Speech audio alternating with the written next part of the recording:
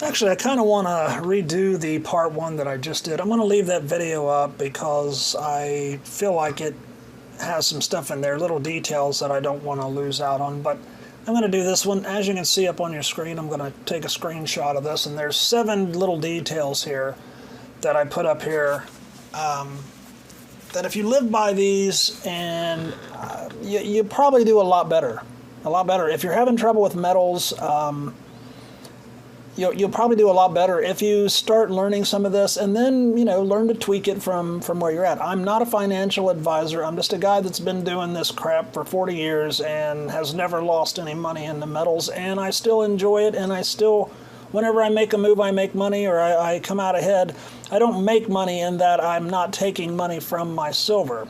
Anytime I make a move, I end up with more metals. So when I traded off my rhodium that shot to the moon, I got more silver out of it. That's the way I do it. So the first one is, well, basically how to never lose a dime in metals. And I should name it how to never lose a dime and how to come out ahead. How to come out ahead in metals. First of all, research your investment medium before spending a dime. If you don't do that, expect to lose. That's just it. If you don't understand the stock market, why in the hell are you personally investing in the stock market? Pay somebody else to do it. I don't understand crypto. I mean, I see what it is. I don't understand why it's worth anything, and I don't think I want to know. Because of that, I'm not putting a dime into it. And the sad thing is, I could put $100 into it, and it could go up exponentially, and I could be a billionaire in a few years. But I'm not going to do it because I don't know shit about it. Certainly not going to dump my life savings into it. And that goes into part 2 here. This is not a get-rich-quick scheme. Plan on decades of buying and holding your metals. If you can't, don't get involved. This is just something that I don't think a lot of people understand. You got the pump and dump guy who cons you into dumping your life savings into a bunch of metal that you actually don't have a clue what you're doing with. You just thought, oh, silver and gold. You're thinking, what are you going to put on a tricorn hat or the bicorn hat and walk around with a peg leg on an old wooden tall ship and be what, a pirate? Is that what you thought whenever you got, you got all the silver and gold, you're running your fingers through it, and it's the first time you've ever had it, and you got that metal madness? I get it. Trust me, I love metals, and I get that. But you still have to be smart. If people were getting rich off of silver and gold, everybody would be buying it. It's not a lottery ticket. It wasn't meant to be. You can make money off it, but it is a long game of decades that you're playing. If you don't have the time, if you don't have the patience, invest in crypto. Buy some lottery tickets. Buy low. Number 3 here, buy low. Buy on dips as much as possible. Buy small amounts over time, yes, but hold back cash for the dips to bring your average per cost down. And this is going to tie into point 7 down there, cost averaging. And that's why I put it again, because cost averaging, that's your bread and butter. You want to buy some gold, some silver, gold, whatever you're buying, and you don't want to just stick with one metal and that'll be the next one. But you want to buy your metals as cheap as possible. Why? So you get more money or more metal for your fiat. Do you want 1 ounce of silver for $30, or do you want 2 ounces of silver for $30? See what I'm saying? You want the 2 ounces, right, for the same amount of money? Now, obviously, that's probably not going to happen, but my point is you want to pay as little as possible. So if you got enough, buy a few ounces here buy a couple ounces every paycheck. That's fine. Keep stacking it back.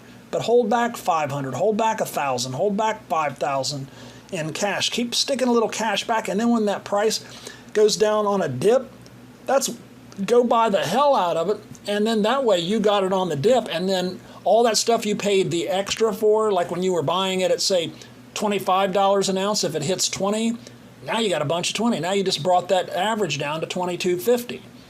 Now it doesn't have to go up as far for you to get your money back if and when you go to sell or trade. Forget the silver-gold ratio. Now, I'm not telling you personally to forget it. Sorry. I'm just saying that I don't bother with it. The reason I don't bother with it is because I don't bother with gold. The reason I don't bother with gold is it's not volatile enough for me. Volatility is your bread and butter in this, and this is why I say buy low. It's your bread and butter. Cost averaging, number 7. You can't do that without without being able to buy low, gold does not really fluctuate as much. You can't really buy gold on the low. If it were dropping down to say $1,500, $1,600 and then boom, back up to $2,100, oh yeah, all day long I'd be buying it. Gold, for some reason, is not, I think it's supposed to be a commodity, but because it's kept as a reserve metal for so many different countries, it's more like we've gone back to the gold standard without actually going back to the gold standard. We haven't, but it's affecting gold in that way, and that it's too damn predictable. It's too damn stable. I hate that. So I buy silver, platinum. Silver and platinum is my two bread and butter metals. Those are the ones I bounce back and forth off each other. But I have owned platinum and radium, and I do have a little gold, but it's not for trading. Gold's pretty to look at. That's why we have it. The wife's actually got the gold. She keeps it separate. Platinum and palladium, palladium and rhodium are the two. Now, rhodium, I destroyed on that. I made a killing on that. I bought it for under $1,000.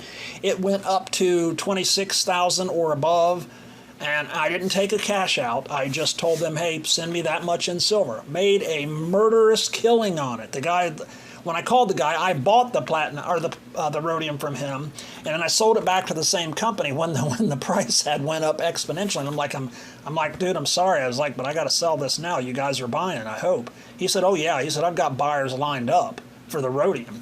So he was like, yeah, send me everything you got. And he's getting ready to cut a check, and I'm like, no. You send me that much in silver. And so we decided on what silver I wanted, and he sent it out to me once he got the rhodium, and they confirmed that it was real rhodium, and boom, there you go. But finishing number 4 there, but whatever metal is on the dip, hold it for as long as it takes, then on a spike, swap it out for silver if it's holding near the equilibrium price. Equilibrium price to me is the average current spot price, which you'll see right there is $23.50 these days. As the day that I wrote that, and about right now, you'll see that it'll go above $23.50, it'll go below $23.50, but I was noticing a trend of around a $23.50 average when I wrote this. Now, I have to look at it again here and see if that's about the average, but that's where it was at when I typed this up. Never sell at a loss. At a loss. I'm sorry, I got a typo here, so I'll change that before I put this up here. Never sell at a loss, ever. Never, ever, ever, ever, ever. Do not put all of your cash into metals. Do not put all of your cash into metals. Keep enough cash for 3 to 6 months of paying your rent and your food and your car payment, your insurance, blah, blah, blah, blah, blah, blah. Add up 3 months, what you pay out in a month. Add up 3 months of that to 6 months, depending on where your comfort zone is. If you don't think you're going to be getting fired in the near future, then 3 months it is. If you think that your job's kind of risky, I'd go for at least 6 months. Put that back in the bank, put it somewhere, have it in whatever you need to get it where it's liquid, where you can get to it. If you lose your job, you got to pay your rent, that's going to be your safety net. If you don't have that, do not put a dime in metals. Nothing. You might be able to buy like a coin here and there, around an ounce here and there, but do not put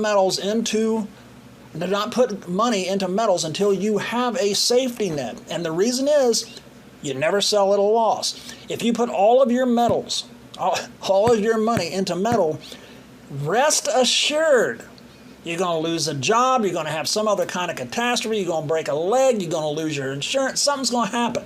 Something always happens. It always happens when you're not ready for it. And then you're going to have to sell your silver at a loss. There you go. You don't want to do that. You don't want to be put in that position. So make sure you've got enough cash on hand so that you don't ever have to sell your metals at a loss. Be smart. Number 6, be smart. Don't be in a rush. This is a long game over decades. If you're coming into this to get rich quick, like I said back in number 2, get the hell out. Get out. This is not for you. I'm not insulting you. I'm just saying that you're wasting your time. That's what I'm saying. You're wasting your time if you came into this to get rich quick. You're wasting your time if you plan on trying to get in and get out. That ain't going to happen. ETFs might be your way to go. You might go with the metal silver ETF, kind of like the stock market kind of a thing. You'd be better off doing that.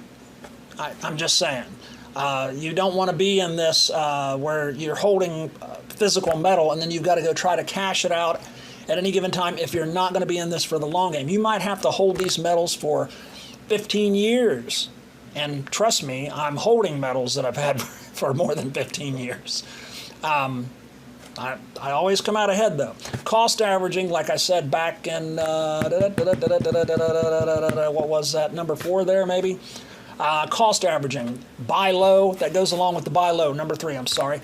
You want to buy low, you want to buy your metals, you can buy, let's just say you got enough money, enough income to buy 10 ounces a month. Okay, so you buy your 10 ounces a month while you have your 3 to 6 months buffer, and while you're putting back more than that amount for that more than what you paid for the metal, or even the equal amount. So say you buy a $400 10-ounce bar of silver, and then you put $400 back in another account somewhere so you can save that towards when the metal takes a dip. And now 10 months has gone by, you got somewhere between $3,200 and $4,000. Silver drops down like $5 an ounce. We don't know why. It just does this crazy crap. Sometimes it happens. Bam, you go take your $4,000 or whatever you saved up, you buy all that you can. I just did it not too long ago. The guy gave me a break on Silver Eagles Premium. The price went down, and then he gave, because I was buying so much, he gave me a pretty good, he gave me like $2 off the premium, and the premium wasn't that high to begin with. He ended up charging me like a $3 premium on my Silver Eagles, if that tells you anything. If you know anything about Silver Eagles, that's a pretty damn low premium. And so he gave me that, so I was saving a hell of a lot. I took like $4,000 up there and just dumped it on Silver Eagles when he was telling me, yeah, come on up here, we'll work you something out. I asked him how much per roll, he gives me a price. There you go, that's your cost averaging.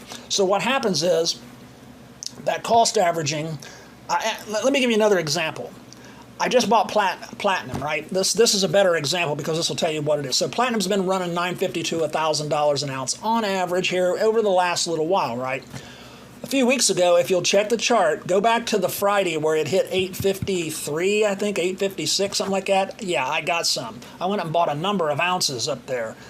It dropped. I don't know what the hell was going on. It dropped down to 850-ish. I went up there and bought a few ounces.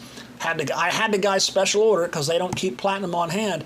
But he gives, he orders it. I go back in Tuesday. I had to write a check. It had to clear, blah, blah, blah. I went back in on Tuesday, I think, Monday or Tuesday, and picked it up. I think it was Tuesday.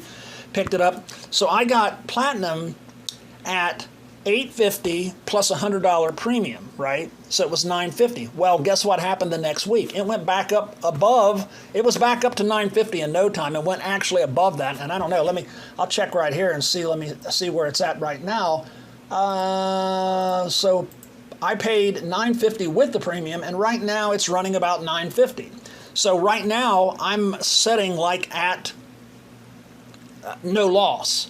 And it had actually gone up back up to 1,000, and it will go back up. I believe the production cost, I looked at platinum, is about $900 an ounce. And you want to know that production cost. You want to know how much the metal costs to make per ounce. So that way you have an idea of, okay, is it safe to invest this at this level? Running out of time. I'll make another video. Y'all have a great day.